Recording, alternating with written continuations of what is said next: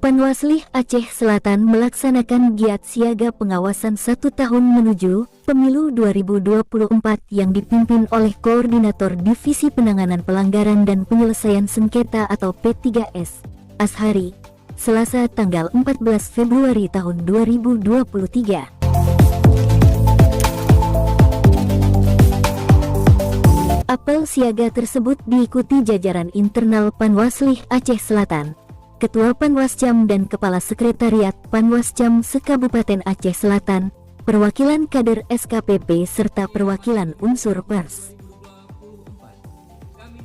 Kegiatan ini secara serentak juga diikuti oleh seluruh jajaran Bawaslu se-Indonesia.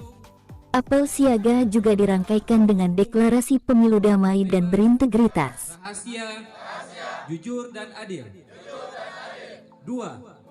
Berkomitmen mendukung pemilu yang aman. Tertib.